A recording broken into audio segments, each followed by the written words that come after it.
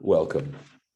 Baruch atah Adonai Eloheinu melech haolam asher kitshanu b'mitzvotav v'tzivanu la'asok b'divrei Torah. And Amen. straight into the screen share.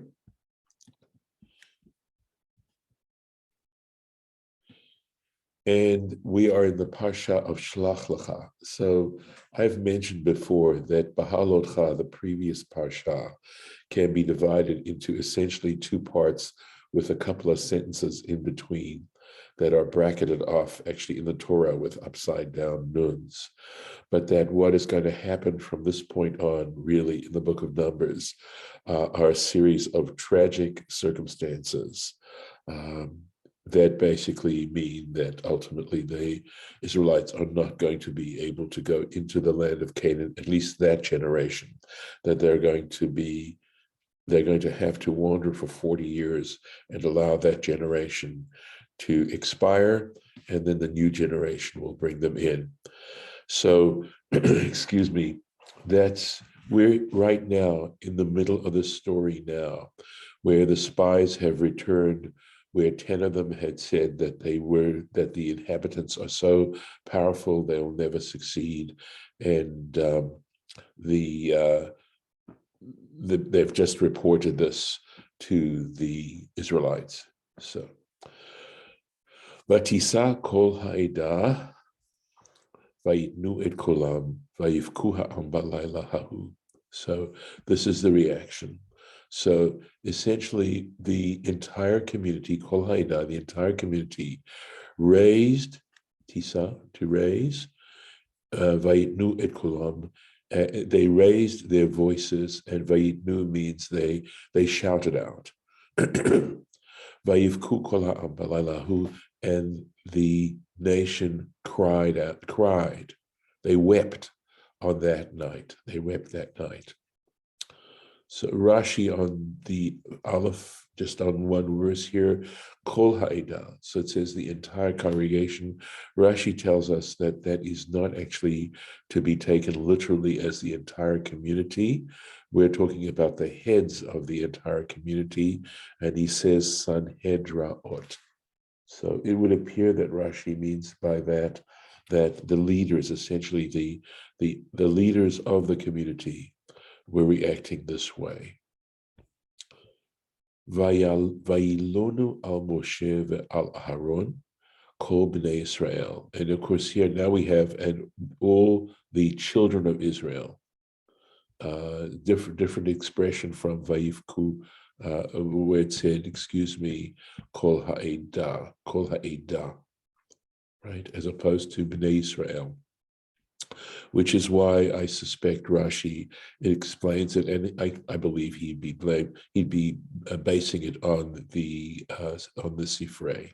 So, Vayilonu al Moshe, and they murmured against Moses and Aaron, kol bnei Israel, the entire people. So I guess the popularity had plummeted, right? They all murmured against it. The Aramaic translation is va'it which would mean to make a commotion, but it also has the idea of murmuring against. Vayimru aleihem kol ha'edah. And again, now we've got this kol ha'edah phrase. So we understand it, I believe, as the leaders, right? Lu matnu be'eretz Mitzrayim. And here now they say something that is going to really count against them terribly.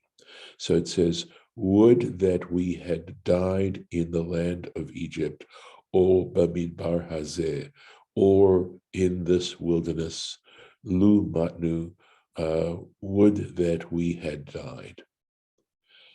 So here we have, they're speaking against themselves emotionally. They're complaining. They're frightened, and now they are dead against the whole enterprise, reacting emotionally. Lu matnu. So just simply lu, were it be. So halavai umatnu.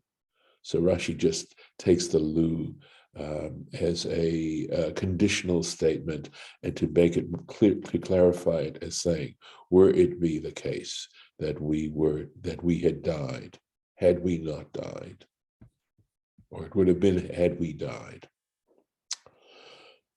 Velama, going on. Velama Hashem meviotana. Now they're speaking with regards to God, right? And why did Hashem meviotanu bring us el haaretz hazot to this land? Speaking, of course, about the land of Canaan, linpol bacherev, to fall by the sword. Nashenu v'tapenu, our wives and our children, Yihu lavaz, they will become a prey. And lavaz can also mean to loot, right? Halot tov lanu shuv Mitzrayim.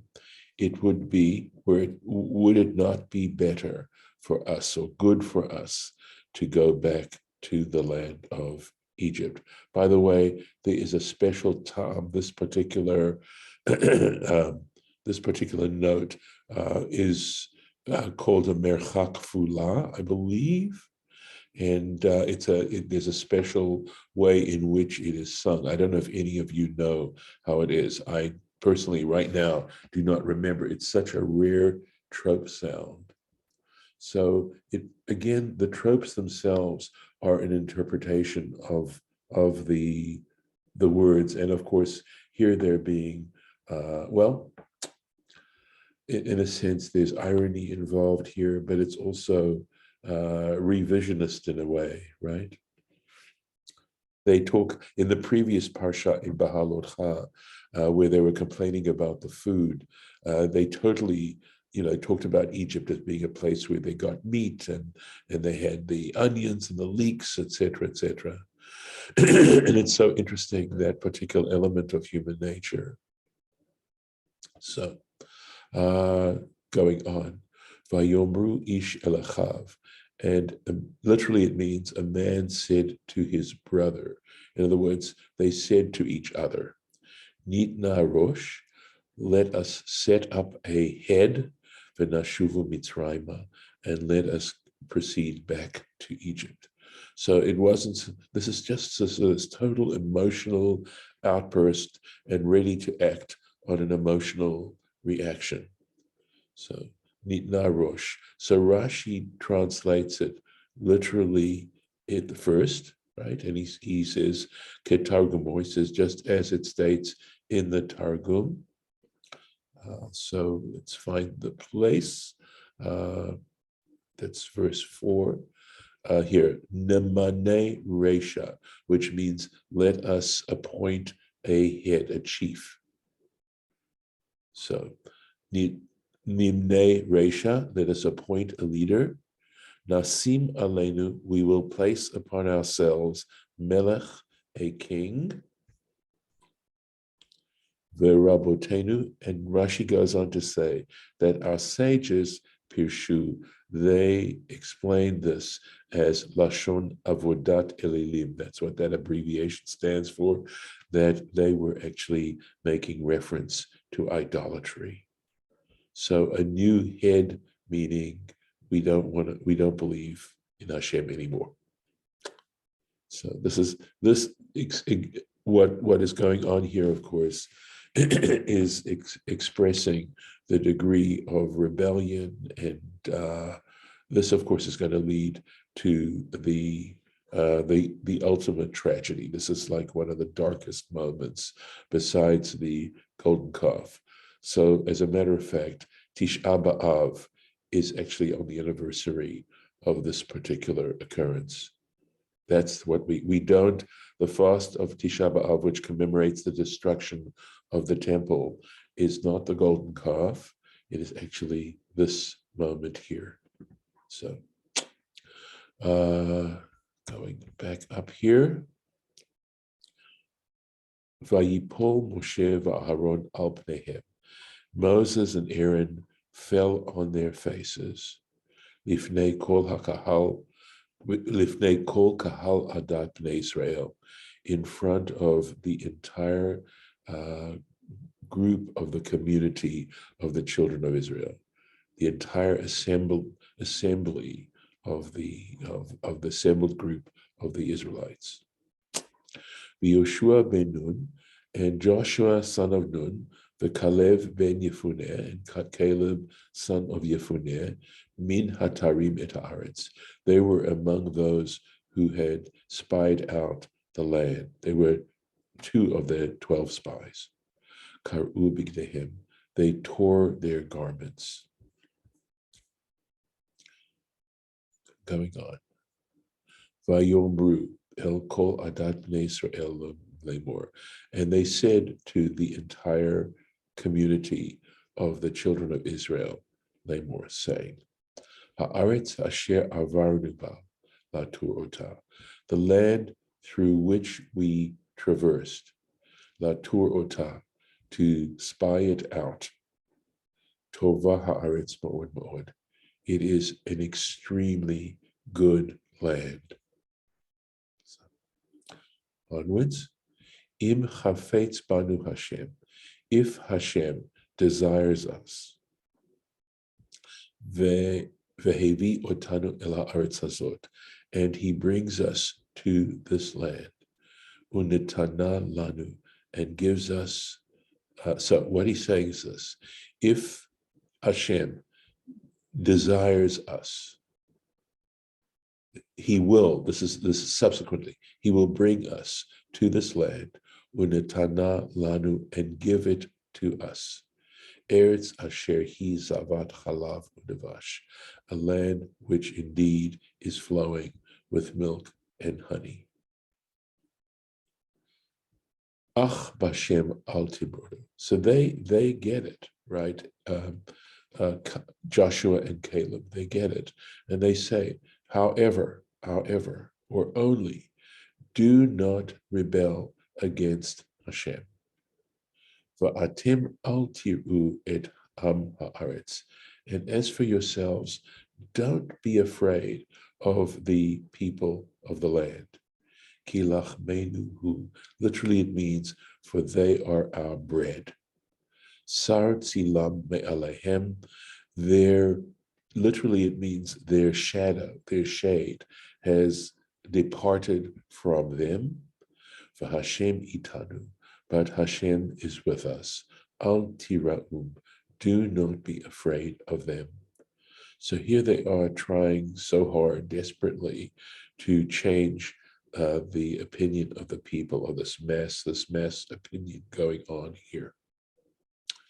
Rashi, al timrodu, do not rebel, veshuv, okay, and do tshuva, I believe is what he's saying.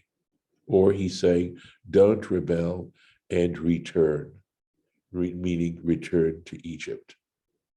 Va'atem al tirau, as for yourselves, do not be afraid. Ki lachmenu haim, for they are our bread. Nochlam kol kalechem, we will eat them, we will overcome them, or literally it's saying, we'll consume them, I'd say, like bread. So that flows a little bit better. Sar tzilam, their shade has departed. So it says maginam, their shield, vecheskam, and their strength. So he explains that this is what's departed by tzilam, their shade, right? Something that protected them. Sherim Shabahim, and what this refers to is the worthy people that they had, that the people they're going to have to confront in the land of Canaan, that the worthy people amongst them metu, they have died. In other words, they no longer have people who are righteous who would protect them. Eov, referring to Job, Shahaya Magin Alehem, who would protect them, he'd protect them. So this is from the Talmud in Sota 38, and he says, Davar Acher, another interpretation, Tzilo Shel Hamakom, Sar Me Alehem. So referring to their shadow, or their shade, it's saying the shade of the Holy One, of Hamakom, meaning God, Sar Me Alehem, has departed from them. Which is, in other words, the idea of the word shade is connoting protection. So basically saying God is no longer protecting them. And so this goes into a whole idea of the degree to which we are protected by God on all kinds of levels. And also, of course, the fact that when people act righteously, it just makes it a lot easier, you might say, for God to protect us. So it's a way of understanding the basics of society and the foundations of society by how we behave. Onwards. Oops, sorry. See if I can do this. Okay, now I've lost it entirely. And I have no idea what just happened there. Okay. Technical difficulties, what can I tell you? Okay. Trying to make it a little bit. Aren't we at 10 anyway? Yeah. I don't know if you could see, if what's happening, if you see what's happening with me. It just got bigger. Correct. I mean, and I was trying to get it back to a reasonable size. Okay. That's what happened, and I was struggling to do that. All right.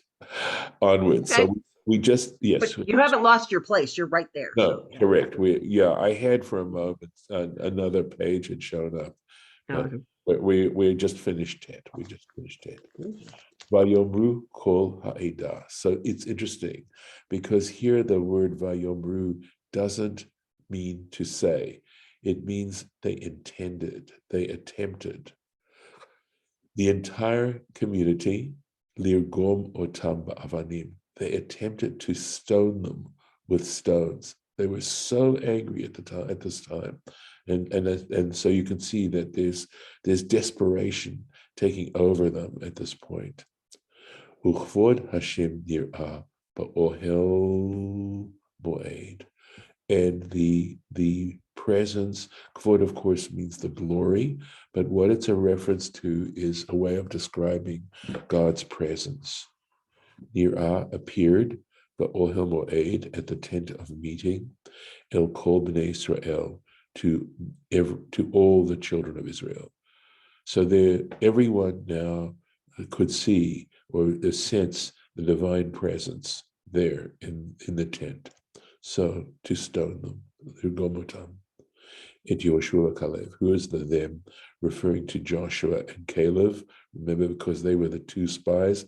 10 of the spies had said they would never make it, that it was a hopeless situation, and Joshua and Caleb, of course, had just spoken and said, no, that's not the case. Kvod Hashem, the glory of Hashem. So explaining what happened, Ha'anan Yarad Sham, the cloud descended there. So Rashi on the Sifrei trying to give us a picture of what happened. Let's see if there's any more now. Go on. Vayomer Hashem el Moshe. So again, because this is an act of rebellion against God, we're going to have another situation where God is ready to, as the Torah describes it, is ready to get rid of the entire group. Vayomer Hashem el Moshe. So Hashem said to Moses, Ad ana yina'atsuni ha'am hazeh. Up until what point, until when will this people, Yina'atsuni refers to annoy, something like that, or reject me, things like that. Provoke, there we go. I'm going to pop that in there. Up to what point are the people going to, is this people going to provoke me?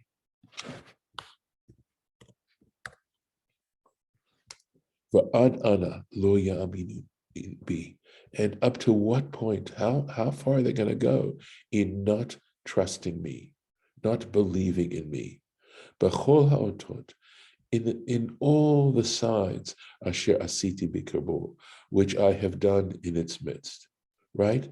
So if you think about it, of course, the parting of the Red Sea, the 10 plagues, the giving of the 10 commandments, the feeding, the manna, all these things. So basically, as I've grown up and as I've studied this text, it's so easy to start to sort of have a sophomoric attitude. My attitude was much more sophomoric, and saying, how could they be this way? And just realizing to what degree, whether or not I would have been amongst those Israelites who were sort of having the attitude of, what have you done for me lately? And as you can see, a terrible attitude to have, and to be able to perceive one acting in that particular way. And it just goes back to possibly one of the most profound statements I ever heard. In fact, I even know where I was when I heard this, and it was from another rabbi, and it was he was head of a bet din, and he was talking to somebody who was in the process of converting to Judaism. And he said to them, the very basis and foundation of spirituality is appreciation. And so clearly here, they're not appreciating all the things that God has done. And part of course, of what we ourselves can try to develop now is a sense of appreciation for everything, for everyday miracles, for the fact that we're breathing, that we're alive, that we're conscious, and if, please God, we're healthy, that we have family, that we have clothing to wear, that we have food to eat, the miracles of just life itself, and to sense a feeling of deep appreciation, and to understand this is God. This is the way in which we can actually perceive and have a sense of the divine in our lives. And here, of course, God is saying this quite clearly. How far do I have to go to prove myself to these people? And how upsetting this is. And really and truly, is it in fact, in a way, contrary to the potential humanity we have as people, if we open our eyes and we open our hearts. So let's go with this. There are consequences, right? Akenu vadever, I will strike them down. I will strike these people down. Bedever, with a plague essentially. Orishenu, and I will, this is, take whatever they have away. And I will make you, he's saying to Moses, Lagoy Gadol, into a great nation, Vatsum Mimenu, and more powerful than they. So God is essentially, at least as this text is telling us, offering Moses an opportunity to become even greater, that his descendants would become even greater than the assembled Israelites. Yomer, let's see if there's a Rashi on this. Here we go. Sorry, Ana ad hechan. So Ana has more of a location idea, but he says ad hechan. Up to what point? To what point? Ina atsuni, right? Yargizuni. Will they provoke me? Lahargiz someone is to annoy someone. Bechol ha'adot, bishvil kol hanisim, on account of all the miracles, sha'asiti lahem, that I've performed for them, hayya lahem la'amin. It was their obligation at this point, right? To trust, to believe, shehayacholet biyadi, that I am capable, lakayem haftachti, that my promise. In other words, if they'd seen all that God had done for them, which they did, right? They had seen what God was capable of. They were there when the Egyptian army was drowned in the Red Sea. So why, if they had simply had faith in God, to not have faith in God at this point? There was no logical reason. It had to do with trusting and having faith in God. So in a sense, this narrative is trying to address that particular issue for us. So, Orishenu ketargumu. So let's take a look. So let's take a look at Orishenu, at what they say. here in verse 12. Let's go up here. So Ashet Nun. Okay, so he says, let's see this. So the Aramaic is already, what exactly? Chinun means to like blot them out, I would say, with death, b'mota, for Ashet Nun. So let's see how Rashi explains that, right? Lashon Truchim. He says it's a language, Truchim would be like divorce, right? Separating off, cutting off. Ve'im tomar, okay, and if you say, ma e'ese l'shvuat avot, and so and it's as if God is arguing and saying, and should you argue, right, that what can I do then to the promise, the oath that I made to the patriarchs? In other words, God had made this oath to the patriarchs, and if in fact he destroys the nation now, it's going to be as if he's going back on the oath he made. So that's the reason how God is going to still fulfill that oath, because he's going to make Moses into a great nation. She'atam mizaram, because you are from the seed, understood, of the patriarchs. So the Midbar Rabbah, a midrash on the book of Numbers, is linking the whole course of this argument and this discussion that God is having with Moses. Let's take one more verse. Vayomer Moshe el Hashem. So what's Moses' response at this point? Moses said to God, Veshamu Mitzrayim. So interesting.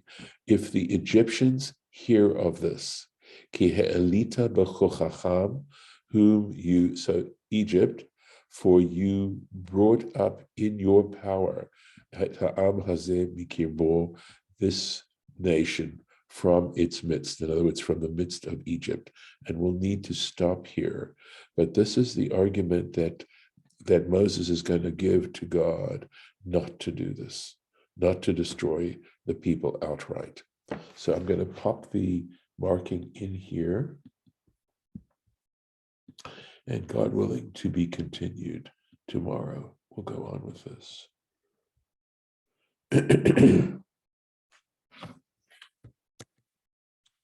So I'm going to stop the share. And we'll hold up here and continue, God willing, tomorrow.